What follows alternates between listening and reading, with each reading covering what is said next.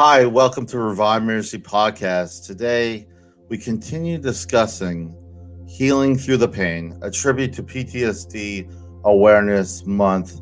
Today, I have a new guest, Amelia, if I say that correct, here on the Yeah. podcast, sharing her insight and journey of healing with us today. Thank you, Amelia, and thank you for coming. Sharing your. It's never easy to kind of share these sensitive things, but I do find providing a safe place to be heard can really be healing for a lot of us who do struggle with these kinds of things. So thank you, Amelia, for coming. Thank you so much for having me. I'm excited to be here and I'm excited to be part of these conversations that normalize mental illness and normalize these conditions. So the more we speak about it, hopefully, the more people can seek help and get the help that they need whenever they need it. Yeah, and I feel like sometimes these problems have been happening for a long time. There's no quick fix, but as long as we continue to talk about it and we continue to address, the stigma that's there, culturally, socially, and all that stuff, I feel that some of the safe places can be germinated and the healing can really start. But before I begin, I want to do a disclaimer. Those who are in crisis, I encourage you to seek professional help. The 1-800-273-8255 is a National Suicide Prevention Lifeline. I do encourage everyone listening, if you are in crisis, try to find help, find the resources. Those who are outside the country, I do encourage you to find what's available in your area.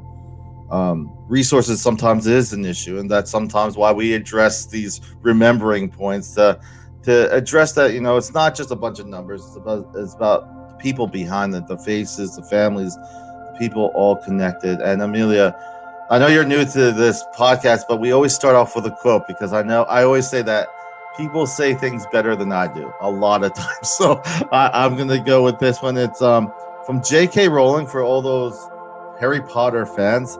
Here's what she says. She says, numbing the pain for a while will make it worse when you finally feel it. I feel that's very appropriate and very telling for especially those who try to bottle it up. But with that being said, Amelia, what comes to mind when you hear this quote? I'll put it back up. So definitely numbing the pain is like a first response you get whenever you're in this trauma. It's a trauma response, right? That we fight. It's a defense mechanism that we think that we need to protect ourselves from the pain, and we usually, I did, from speaking from experience, I engaged in maladaptive behaviors and self-destructive behaviors, things that were actually triggering the trauma again and again because I felt like I deserved the pain or I needed to feel the pain for me to feel something. And at the same time, it's a very strange feeling that it's also numbing that pain. Yeah. It's numbing the pain, but it's triggering pain again and again for me to be able to kind of silence the loud noise in my mind that comes from all the triggers.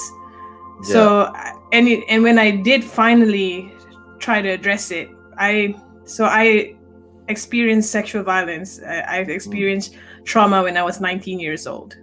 Yeah. And I did not get help till like 8 years later. And in those 8 years, I was subjecting myself to a lot of painful, destructive behavior that did no help to healing the pain. Instead, it actually made it worse. It exacerbated the pain. And when I finally found help and I was trying to go through the healing process was when I realized how bad I had come from spiraling out of control, trying to numb that pain. And when the healing finally began was only when I actually realized how bad it had become.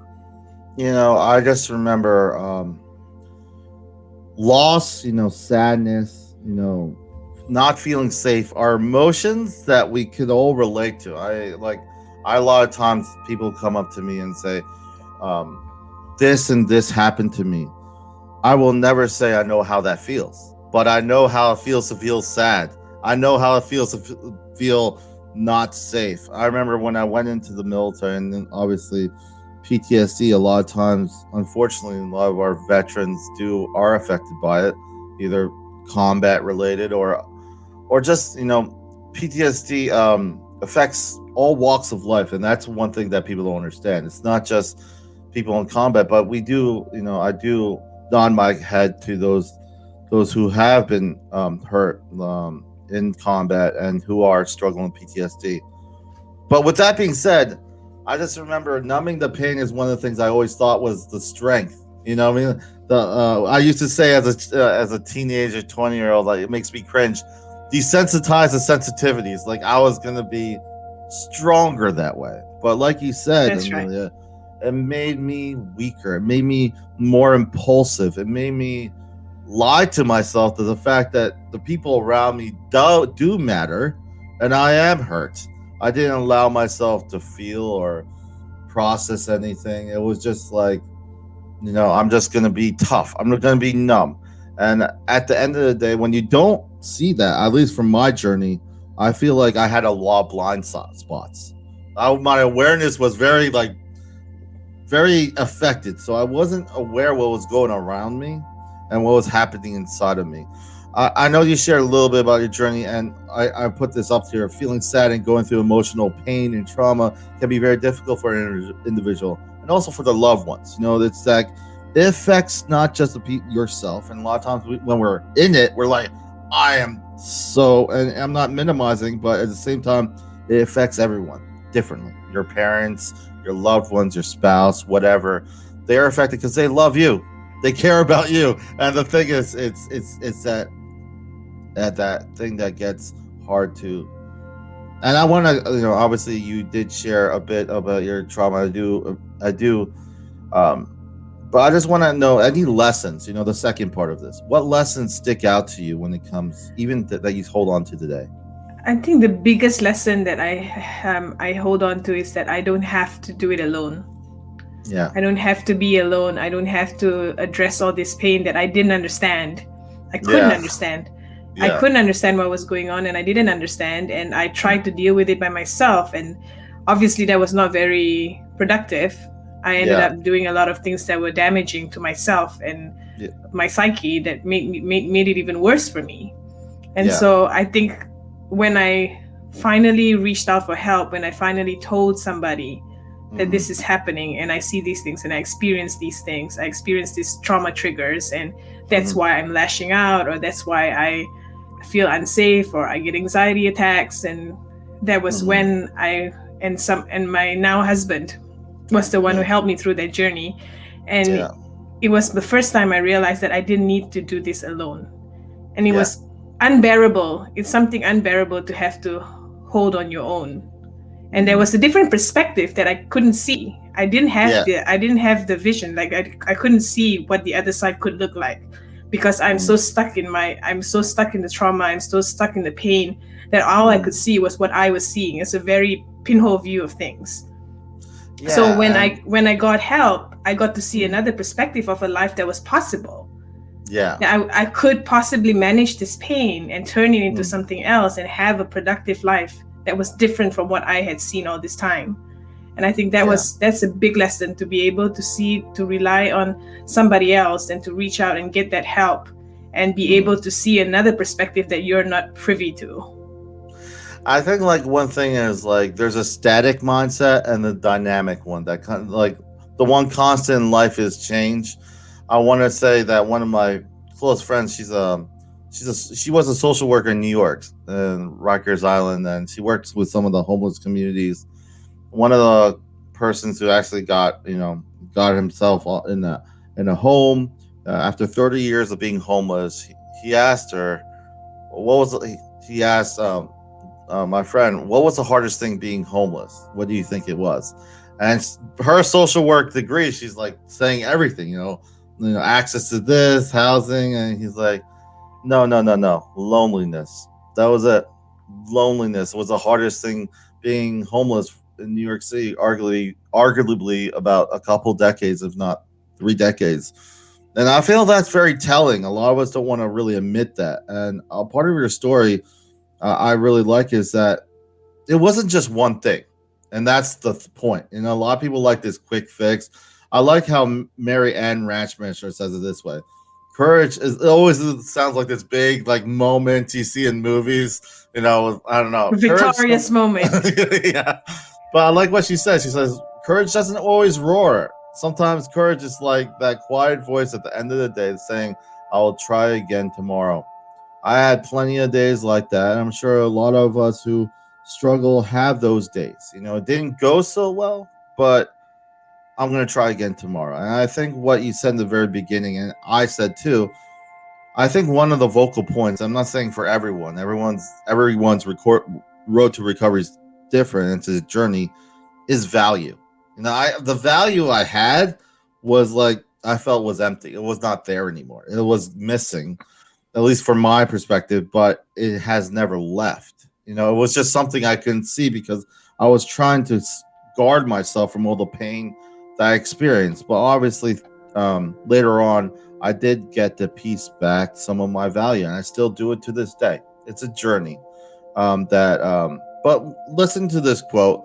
I wanted to get your thoughts on it. I know it's a quote I use quite a bit, but I like it. What comes to mind when you hear this quote? I'll put it back up.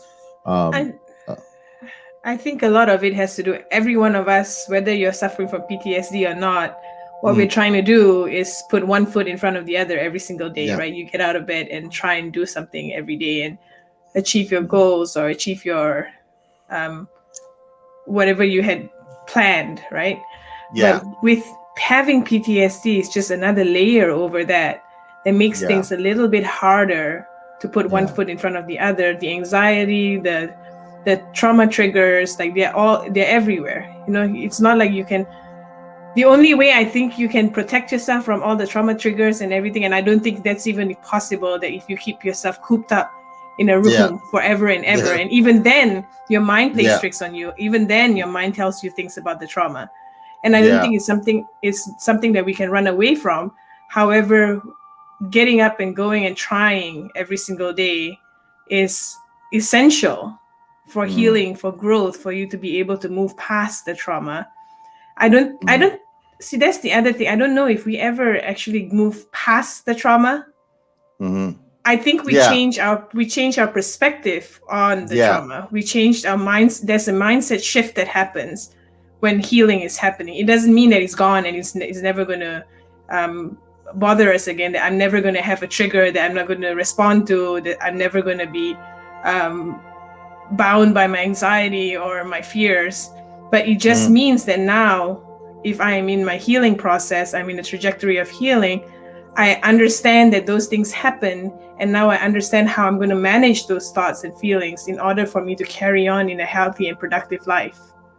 Yeah. And so I think this is essential in, like, I will try again tomorrow is absolutely essential in healing and trying to, like, carry on with the pain. Yeah. I think, you were saying, it just reminded me of this quote. I just want to mention so people can see. So when Rachel Naomi Raymond, and she says, healing may not be so much about getting better as about letting go of everything that isn't you, all the expectations, all the beliefs, and becoming who you are. It's just sometimes less is more. A lot of times we're just like, I need this enoughness. Only if I got this. Only if I got that. But I've learned, because I get panic attacks. I struggle with PTSD myself. I struggle with, and there's triggers, like you say. It's not as easy. I have to be super intentional. I have to know what coping skills, what to do, and our mind and body are together. So what do I do sometimes? I do breathing techniques, especially if I know it's coming on. I do sometimes tapping, and that's a new thing I've been trying to kind of EFT? let me go. Yeah, EFT, to kind of let the feelings go through, because a lot of times I get stuck. I had to go through EMDR therapy before because I didn't address my trauma. Not everything works for everyone, because I know other guests, they said it didn't work, EMDR, but that's the whole point. Recovery is different for everyone. Everyone's trauma and pain is different, but at the same time, finding those coping skills, putting them together in a holistic way, the persistence and the resilience to find what works is so important. It is, because, like you were saying, different things work for different people and some don't work for others. But sometimes people give up after the first try because they think that this is therapy and this doesn't work for me. And that's a disservice to yourself, because there might be something out there that you haven't tried yet that can be so useful. Yeah. I think well, a few months ago was well, we're heading into April, but I would say Martin Luther King Day. I love this quote from him. It says, "If you can't fly, then run. If you can't run, then walk. If you can't walk, then crawl. But whatever you do, you have to keep moving forward." And I feel like it's easy, but it's very inspiring, because it speaks to everyone who's going through anything at the given moment. You could be going through, maybe, high school students trying to get into colleges, or even just something minute like that, or maybe it's trauma, maybe it's something that has happened in the past that you haven't. Maybe you have to get help. But the thing is, I think that all kind of culminates to this one thought that I wanted to go to. In recovery, weakness and strength can be skewed. A lot of times it stems from our own value. And I want to ask you real quick, well, how has your own value played a role in your overall recovery? I feel value gets overlooked a lot. It's just so. I think it had to be revamped and like redefined when I wanted to get into healing, because all those things that I thought, those superficial thoughts that I had, that like this. These are the things that make a good person, and these are the things that make a successful person. These are the things that make me worth something. Yeah. Right. And then when I get hit with this trauma, and then everything is crushed. And I was questioning all my values. Like, are these really the things that, like, then I'm a failure? If these are the values, then I am a failure. And that was a very difficult obstacle to get past until I was in treatment, when I started processing my thought process and going deep down into my core values. And then I realized that my core values were very different from the superficial values that we parade, that we talk about all the time, that I'm going to do these things, and only when I do these things, I'm worth something. Yeah. When really I am worth something without all those things. Yeah, exactly. Right? Yeah. And I feel like it is, especially with this COVID-19 and everything that's going on right now, a lot of uncertainty for a lot of people. It affects people differently and all that stuff, but it's an opportunity to kind of reprioritize what is important. And like you're saying, like these I was reading a book, and I wanted to mention this, and it talks about enoughness. And in February, in the Revive Ministries, we talked about wellness in our relationships, because a lot of times Valentine's Day gets kind of like pushed. People hate it or love it, one of those things. But what was intriguing, because I just got married last year, right? And a lot of time my parents both were divorced when I was in high school. But one thing that I've heard, what I read, is with enoughness, because urgency, the pace hasn't stopped, even with this COVID-19. The pace hasn't stopped. We're more busy, and I hate the word busy sometimes, because what does busy really mean? I don't want to answer 50 questions. Basically what it means. But for me sometimes. But when it comes to enoughness in relationships, divorces usually happen not because of a problem in the marriage. It usually happens because the person thinks they could get something better. It was very revealing. Enough that, like, because a lot of times people go through a lot. It's a team mentality of it. I'm not saying every relationship will work. No, I'm not saying that. But I am saying where your values are and how you see things, like we've been talking about all that time. It was very revealing when I saw that most marriages end, obviously various reasons, but it's mostly because, at least this author was playing with the idea of value and the idea of enoughness. He's seen a lot of marriages go through a lot of hardship, but they're still 40 years, 50 years. So what is it? Is it hardship, or is it the fact that they feel like there's something better? And like for us in society, it's always about being better and successful. It's our culture. It's our culture, isn't it? That we must be we must be the best, the most. The best. It's never enough. It's all the superfluous things. Like we have to be the most. We have to have the most. We have to do the most. The more you do, the more successful you are. The more valued you are in society. The more busy you are, then the perception is that you're more valuable, because you're so busy with things. I feel with that, and it may seem like we're getting off topic, but we're not, because it all segues to the point that, where is the room for a safe place at that moment? before I used to think being busy was what made me valuable. As sad as it sounds. And like the other day, even to this day, my wife asked me because I got a good opportunity that I'm gonna be switching over, right? And like the stress of transitioning, right? And she's like, Rob, do you feel like you deserve to be happy? And I couldn't even say it.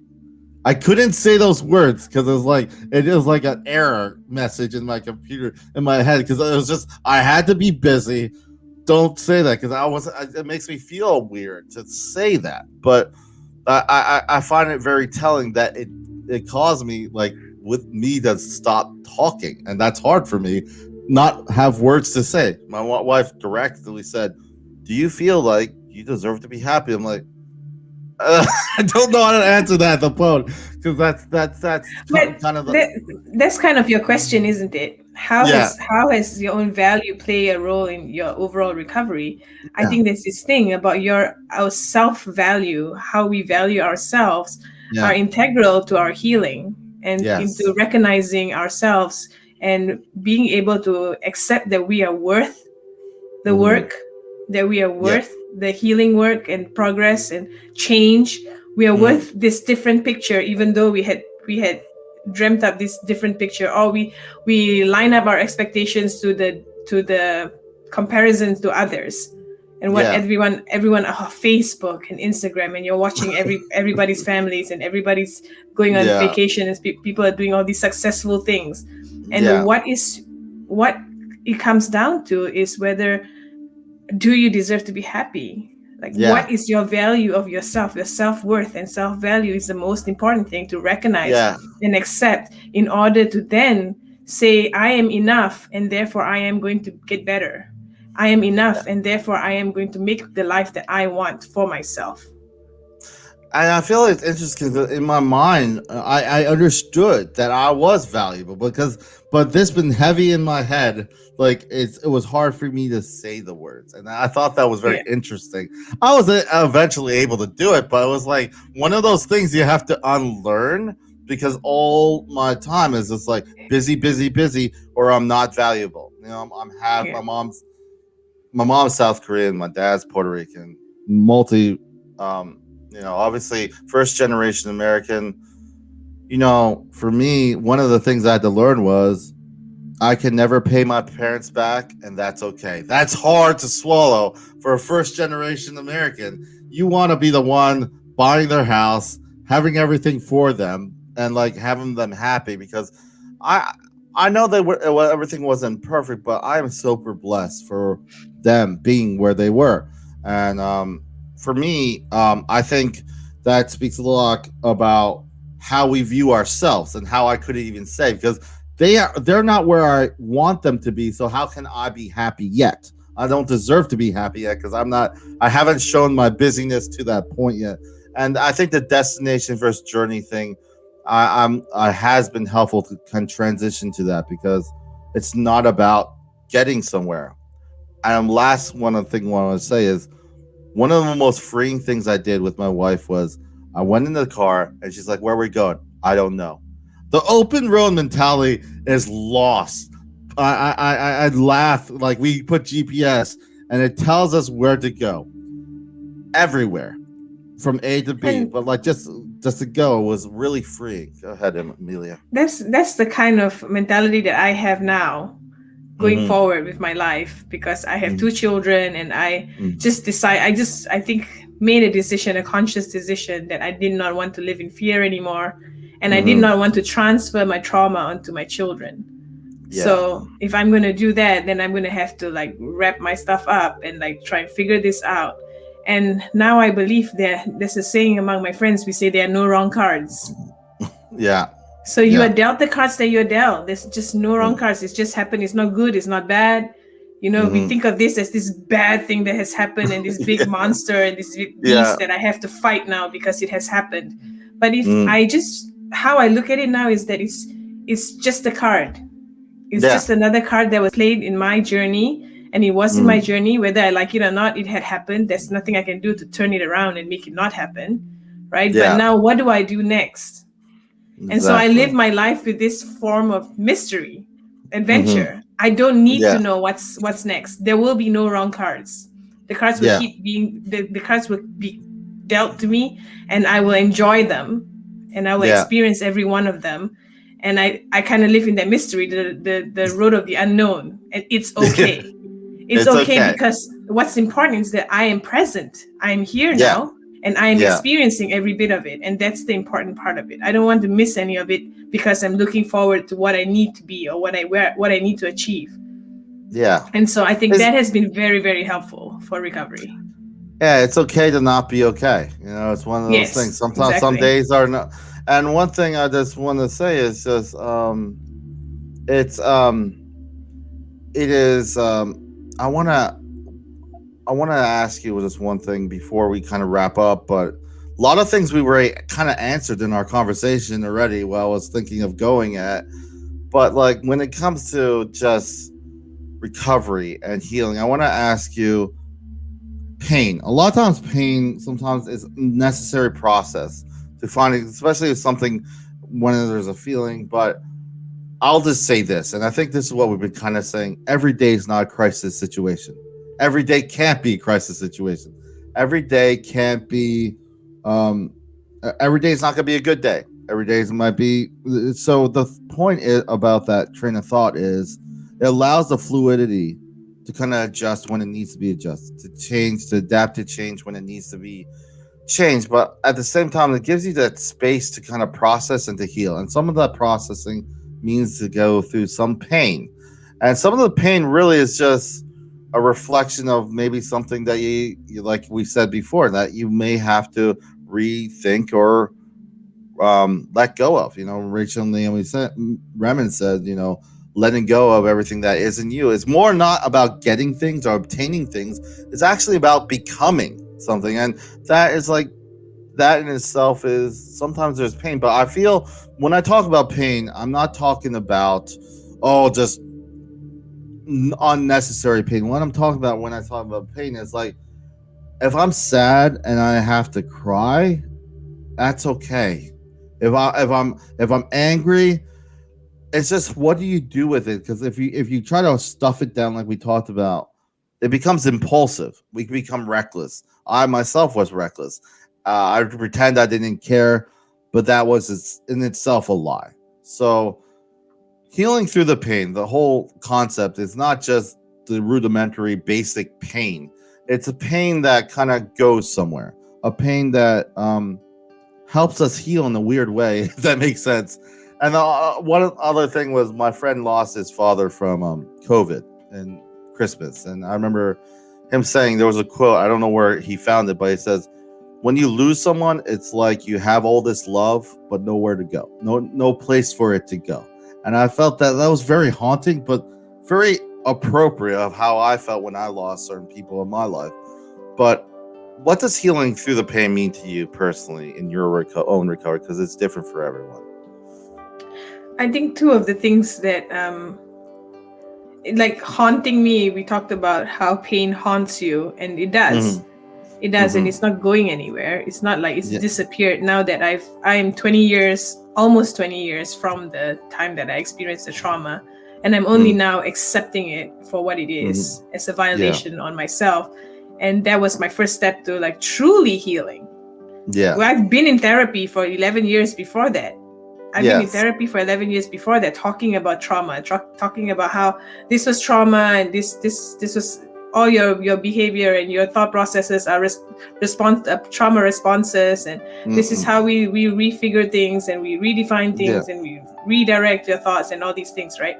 But only when I recognized it as trauma, I was able to like then take that pain and realize that I can change my relationship to the pain. Yeah. The pain is never going away. It's something that has happened and it's deep seated in me. It's part of who I am. It's part of my experience in life, and our experiences in life make us who we are. And there's no changing that, good or bad. There are wonderful things that have come from it.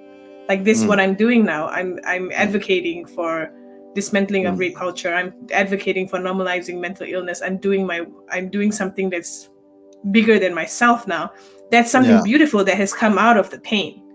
So I think Yes. I can I now change my relationship to that pain. I no longer allow that pain to govern how I live my life or how Yeah. I'm going to experience my life. Now Yeah. I'm able to then retract and redefine my relationship with it. And so you Yeah. talked about the feelings, right? We all feel these feelings, and part of acceptance commitment therapy that I use is that feelings are just feelings. And Yeah. so we feel those feelings without fighting those feelings because they are valid and they are real feelings. And instead of trying to push them off, if we just experience it, experience the fullness, the deepness of that pain, and then be ready to, when you're ready, let it go and realize that it's no longer serves a purpose. Right now, it's not serving a purpose for me right now. I feel the pain, I recognize it. However, it's not serving me a purpose. And so I'll put it back in its neatly wrapped box Yeah. for another time. And so feelings are just feelings, and feelings are not facts.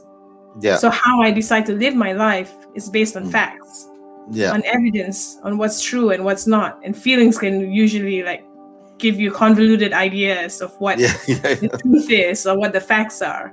But if Yeah. you can separate that and understand that the facts and evidence in your life, you'll be so surprised. I was so surprised that there were so many things that were more beautiful about my life than what I had allowed this pain to just blanket cover over all of it and hide that from me. And so I feel like healing through the pain is healing with the pain, having the pain, and not like, it's not something that you're going to snap your fingers and say the pain is gone, I'm never going to feel it again. But just being able to manage through it and experience life day by day with the pain. I think feelings, and you're like how you're saying, feelings are good servants, not good masters. As I would say. Oh, that's wonderful. Yes. They're good indications of what's going on with you at the time, at the present moment.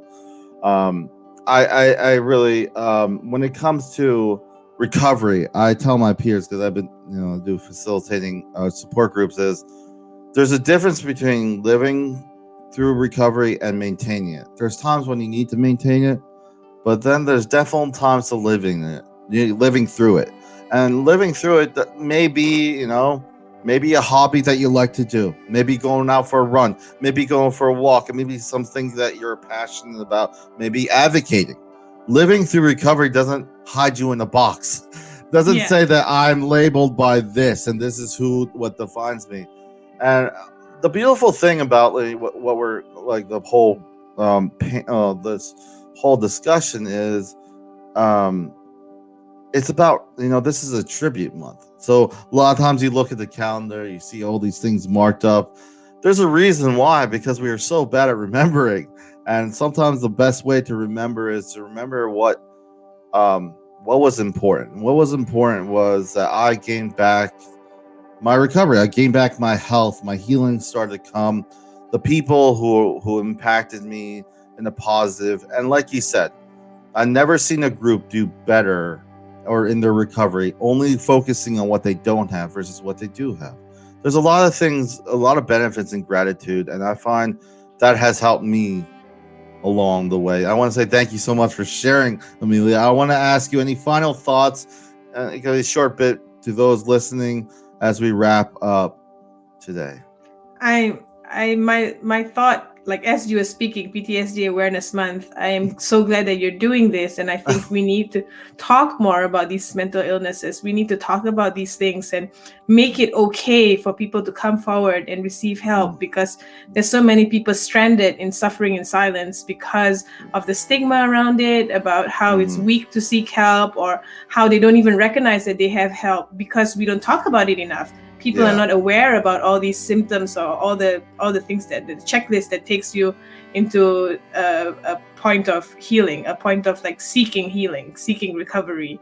And I think that's so important, because there's a life that you have imagined that is still available to you. If we can get past the stigma and get rid of the taboo and the stigma around mental illness. I know those who are listening know I use this reference a lot, but I love it. John Lennon at 5 years old, the teacher asked him what he wanted to be when he grew up, and he says, "I want to be happy." I feel a lot of times he's more more right than his teacher thought he was.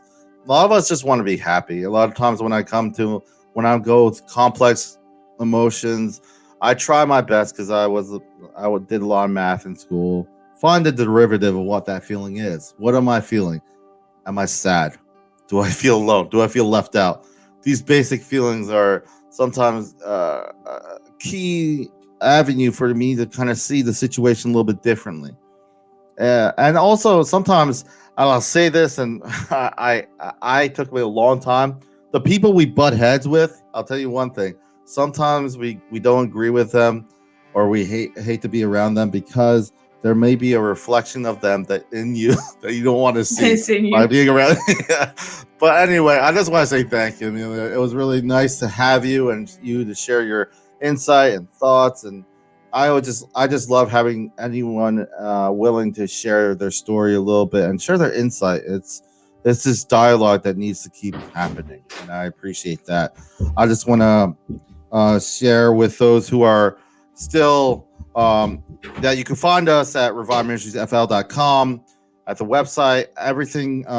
Everything that is any notes that will be added from will be in the notes that you could find about Amelia or about Revive Ministries. All the updates will be posted. And I just want to say this is goodbye from Revive Ministries Podcast, leaving you with this last quote. And it says, "People go through so much pain trying to avoid pain." Neil Strauss.